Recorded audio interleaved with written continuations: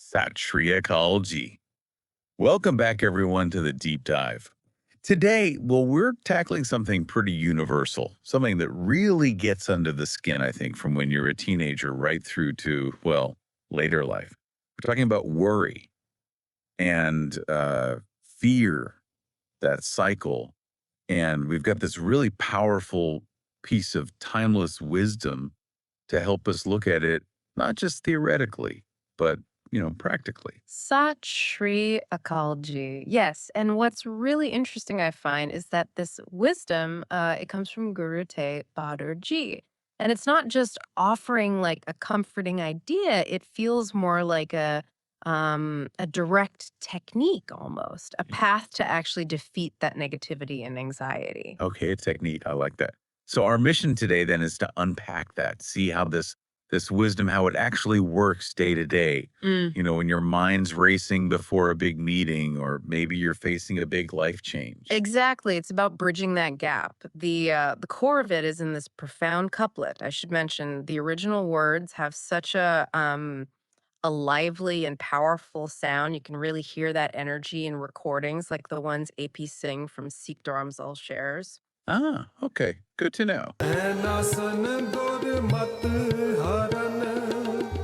कल मैं हर को नाम निस दिन जो नानक भजै सफल होए ते काम.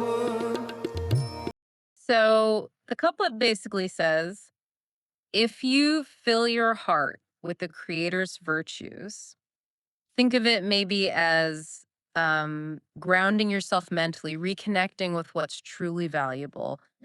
Then two things happen. You overcome fear, that's the painasan part, and you also destroy negative thinking, the destructive intellect. Fear going away, getting rid of those negative thoughts. Precisely.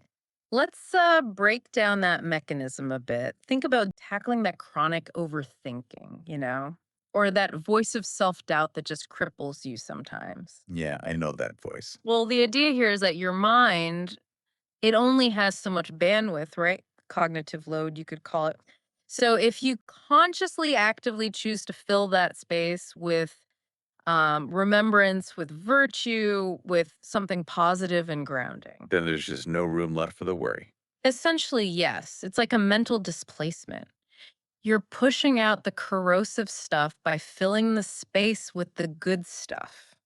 And that's the practical path to overcoming the fear that often comes with those negative thoughts. That makes a lot of sense, actually. It's like crying it out. So, okay, how does that really play out when you're like properly in the thick of it? I mean, we've all been there, right? Before something huge, maybe a presentation or doing something totally new for the first time, your mind just gets, Stuck in that worry loop. yeah, and fear about how it'll go and, all the negative thoughts just flooding in. It actually makes me remember my very first job interview. Oh, man. The first interview. Classic stressor. Totally. I was so anxious, really stressed, worrying constantly. What are they going to ask? How will it go? What if I mess up? My mind was just a mess of questions and, frankly, negative predictions. Sounds familiar. Then, just before I went in, I remembered something my mother used to tell me. She'd say, um, you have everything within you. God is always within you. You just have to remember it because our foolish mind forgets. That's powerful advice. It really was. And in that moment, standing outside the door, I just tried to remember that, Yeah. focused on that, divine spark within or whatever you want to call it. And honestly, it was almost instant. I felt myself relax. A little smile just appeared on my face. I walked into the room with that feeling and, well, everything went great. I got the job. That's a fantastic example. It perfectly shows the immediate power of what we were calling mental displacement. Yeah. Even that single moment, that micro dose of remembrance as you focused inward, it broke the worry cycle. It freed you up right then and there. It really did. That day, I realized, wow, even just a tiny bit of remembrance made such a difference. Got rid of the worries, the negativity, and it made me think, what if I could, live with that feeling more often? How amazing could life be? Exactly. And that flash of relaxation, that immediate relief you felt is crucial. But the wisdom, it points towards something even deeper. It talks about constant remembrance. It suggests that the instant relief, like in your interview story, is maybe just the beginning, the gateway, perhaps. Right. So if that one moment worked so well, Yeah. why the emphasis on this, din, on the constant effort? Is it about more than just fixing the fear right now? I think so, yes. It's about building a more sustainable state. The couplet actually promises that through this constant, deliberate effort, success will come in all your tasks, or all your tasks become fruitful. So it shifts from just solving, episodic fear like before an interview to becoming a foundation for how you approach everything, a way of life almost. Okay, that's a bigger goal. Yeah. But I mean, constant connection, constant remembrance. That sounds hard. Oh, it absolutely is challenging. Let's be realistic. It's like any demanding positive habit, isn't it? Like trying to exercise consistently or learn a new skill or eat healthily every single day. It requires real effort. Sure. But the wisdom suggests that the act of trying, the conscious effort to maintain that focus on virtue, on the positive, on remembrance, that is what makes life truly beautiful. So it's the effort itself that counts, even if perfection is hard to reach. I believe so.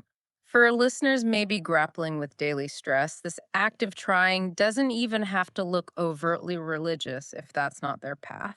It could be things like micro meditations during the day, just brief pauses, or conscious breathing exercises, or even simply pausing maybe 5 times a day to actively focus on gratitude, on something positive. Little habits. Exactly. Small, consistent habits that create that sustained cognitive focus we talked about.